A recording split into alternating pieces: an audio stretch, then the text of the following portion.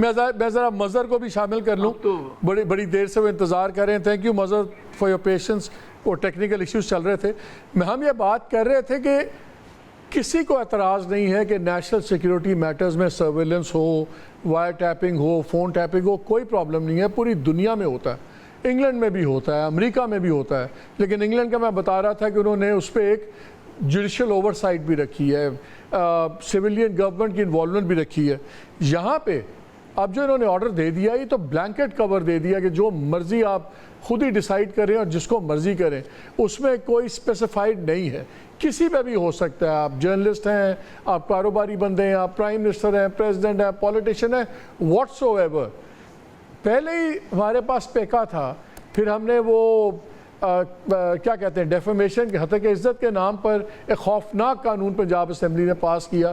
पहले ही ज़ुबाबंदी है। क्या बिल्कुल फ्री स्पीच और सारी इस चीज़ों को नेशनल सिक्योरिटी के नाम पे बिल्कुल ये दायरा ज़मीन तंग हो रही है इस मुल्क में? देखिए मालिक, मुझे तो टू बी वेरी ऑनेस्ट मुझे तो मज़ा आ रहा था एजाज साहब की बातें सुनकर। तो मुझे कोई ऐसा प्रॉब्लम नहीं रहा कि मैं खामोश था। लेकिन देखिए, आपने पैका से शुरू किया था, पैका से लेके अब तक चले जाएं, और बदकिस्मती ये है कि इस वक्त पीपल्स पार्टी और नून लीग की हुकूमत के दौर में ऐसी चीज़ें हो रही हैं जिससे डेमोक्रेसी कमज़ोर हो रही है, जिससे फ्रीडम ऑफ द प्रेस कमज़ोर हो रहा है, जिससे फ्रीडम ऑफ एक्सप्रेशन कमज़ोर हो रहा है। अभी कल ही, ये तो आप आज की बात कह रहे हैं ना, कल ही जो इंटीरियर मिनिस्ट्री ने एक्स के हवाले से जो अपनी रिपोर्ट फाइल की है और उन्होंने दिफा किया है उस पर पाबंदी का, यानी वो अकाउंट, वो सोशल मीडिया की वो साइट जिसको खुद प्राइम मिनिस्टर, इंटीरियर मिनिस्टर सब यूज़ कर रहे हैं, लेकिन उस पर पाबंदी को जायज़ करार दिया जा रहा है, उस पर पाबंदी को दुरुस्त करार दिया जा रहा है। बिल्कुल इसी तरह आपने डेफेमेशन लॉ की बात की। पंजाब के डेफेमेशन लॉ पढ़ें तो कि उसमें है क्या, आप करना क्या चाह रहे हैं, फिर आप इसको ले लें, इस फैसले को ले लें।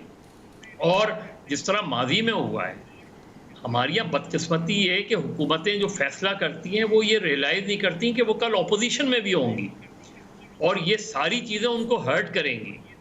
देखिए, जितना यानी पहले भी सर्विलेंस होती थी, पहले भी टेलीफोन टैब होते थे, बहुत सी चीज़ें जो है जितनी खामोशी से होती थी, सबको पता था कि चीज़ें नहीं। और नेशनल जहाँ पे जेन्युइनली टेररिज्म है, टेरर फाइनेंसिंग है, नेशनल सिक्योरिटी मैटर्स में किसी को एतराज़ नहीं है। तो कोई मालिक, उसमें तो बिल्कुल भी कोई एतराज़ नहीं है, लेकिन एक स्पेसिफिक होता है ना।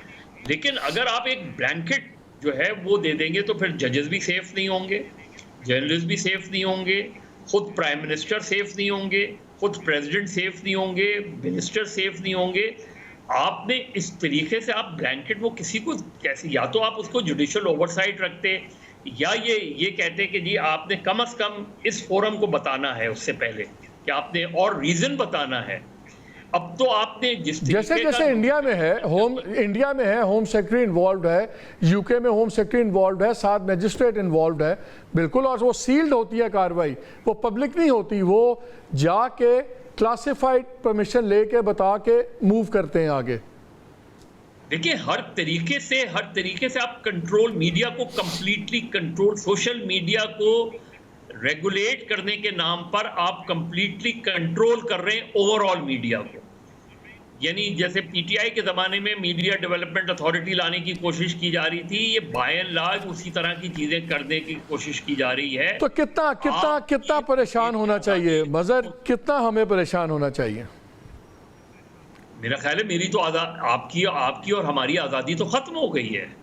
यानी आप नहीं पता आपको कि आप जिस वक्त, इवन अब तो जिस तरह की टेक्नोलॉजी लाई जा रही है, जिस तरह की चीज़ें हो रही हैं, तो डेमोक्रेसी तो अब ड्रीम रह गई है। ये तो एतजाज साहब वगैरह जो है जाके पीपल्स पार्टी या उनको किस हद तक समझा सकते हैं, लेकिन मुझे नहीं लगता वो मैं कोट कर रहा था ना, वो जॉर्ज ऑरवेल वाला 1984, उसमें एक और भी लाइन बड़ी मज़ेदार थी कि privacy was a valuable thing. Past की बात है, यानी कि अब आपकी अपनी जो क्या कहेंगे प्राइवेसी, आपका जो राइट है अपनी प्राइवेसी का, अब वो कानूनी तौर पर ख़त्म हो गया। लिटरली, और आप उसको चैलेंज भी नहीं कर सकते अनलेस ये लॉ ही अब चैलेंज हो और इसको सुप्रीम कोर्ट बात, जैसे एतराज़ साहब बता रहे थे कि ये फेयर इन्वेस्टिगेशन एक्ट के टोटली अगेंस्ट है, लेकिन वो जब तक वो नहीं होता। तो मालिक उसके बाद आप बताएं ना कि अगर फ्रीडम नहीं है, मुझे फ्रीडम ऑफ स्पीच नहीं है, मुझे उस तरह की प्रोटेक्शन नहीं है, मेरी सेफ्टी के मसले मसाइल हैं, तो मैं कैसे कहूं कि ये डेमोक्रेसी है? मुझे बता दें, एतजाज साहब बता दें कि क्या हम इसको डेमोक्रेसी कह सकते हैं जहां freedom of expression completely suppress कर दिया गया है और आपकी मर्जी है कि आप किसी वक्त आपकी चीजें जो है अंडर कंट्रोल है, आप तो it's a controlled kind of a thing, तो उसमें आप अभी बिल्कुल वेरी अलार्मिंग डेवलपमेंट है। और अभी तो एतजाज साहब से मैं ये पूछने लगा हूँ कि एक और बड़ी मज़ेदार डेवलपमेंट हुई है जहाँ प्रेसिडेंट आसिफ अली जरदारी साहब ने बिल साइन कर दिया है और ज़ाहिर आप कानून बन गया है, जिसके तहत इलेक्शन कमीशन खुद ही ट्राइब्यूनल्स बना सकता है रिटायर्ड जजेस के। और मैंने आपको शुरू में बताया था कि ये जब जजेस का फटा हुआ ट्राइब्यूनल्स का, तो उस पर मसला लटकता रहा और सुप्रीम कोर्ट ने पिछले हफ्ते कहा कि ठीक है ना आपकी बात ना इलेक्शन कमीशन की बात, आप बैठिए और मिल के इसका हल निकालें। हल आज ये निकाला है। और ये कल डॉन की बड़ी इंटरेस्टिंग खबर थी जिसमें उन्होंने बताया कि फर्स्ट वीक ऑफ जुलाई तक फरवरी के इलेक्शंस हुए हैं, 41 नेशनल असेंबली की और प्रोविंशियल असेंबली की सीट्स का रिकॉर्ड 45 वगैरह फॉर्म्स वगैरह नहीं इनकी वेबसाइट पे थे। और जब पतन ने वो रेस किया इशू तो इन्होंने कहा बेसलेस रिपोर्ट है। अब कह रहे हैं ऑनेस्ट मिस्टेक थी। और इंटरेस्टिंगली बल्क ऑफ ये सीट्स लाहौर की हैं। इसमें मरीम नवाज साहिबा की भी सीट है, जो शहबाज साहब ने छोड़ी उस पर अलीम खान जीते वो भी सीट है, हमजा शहबाज की नेशनल असेंबली की सीट्स है, लेकिन सारी मेन लाहौर की। और इलेक्शन कमीशन ने 41 सीटों की दी और अब फिर इलेक्शन कमीशन एब्सोल्यूट अथॉरिटी बना दिया गया है इस साइनिंग के साथ। तो ये अभी ब्रेक लूँगा, लेकिन चौधरी साहब आपसे आके बात करना चाहता हूँ।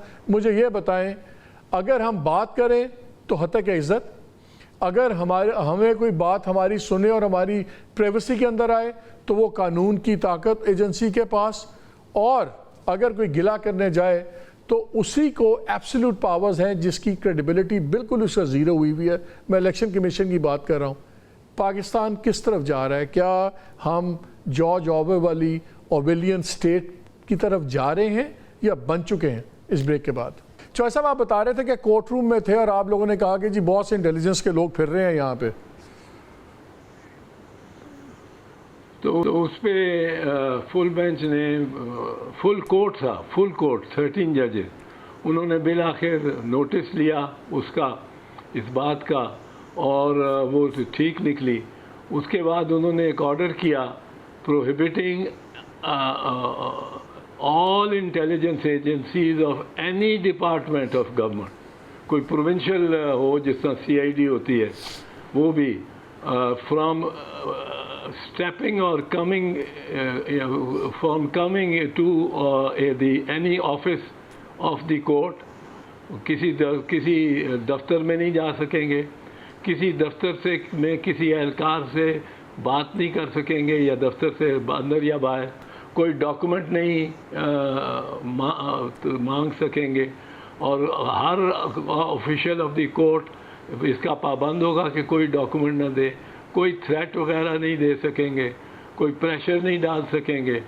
और वो जो registrar of the supreme court होगा और registrar of the respective high courts होंगे वो इसको इंश्योर करेंगे और पीरियडिकली रिपोर्ट करेंगे चीफ जस्टिस को कि ऐसा कोई नहीं हुआ जिसमें प्रेशर डाला हो या जिसमें कोई उन्होंने इंगेज किया हो किसी ऑफिशियल ऑफ द कोर्ट को।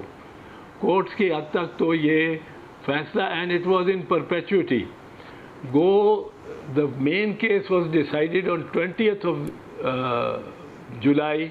This order was passed on the 22nd of July 2007 और वो रिपोर्टेड है 2010 में। वो इस वजह से कि जजेस फिर नवंबर में गिरफ्तार हो गए थे, आपको याद है, चीफ जस्टिस भी गिरफ्तार हो गए, हम भी गिरफ्तार हो गए, जजेस भी बहुत सारे हाउस अरेस्ट में हो गए। तो जब वो रीइंस्टेट हुए मार्च 2009 में, उसके बाद उन्होंने ये खत ये ऑर्डर लिखना शुरू किया और वो रिपोर्टेड है PLD 2010 supreme court page 61 at page 183, क्योंकि वो ये एक हिस्सा है सिर्फ उस लार्जर जजमेंट का। लेकिन अब बात बहुत बहुत बहुत बहुत आगे चली गई है चौधरी साहब।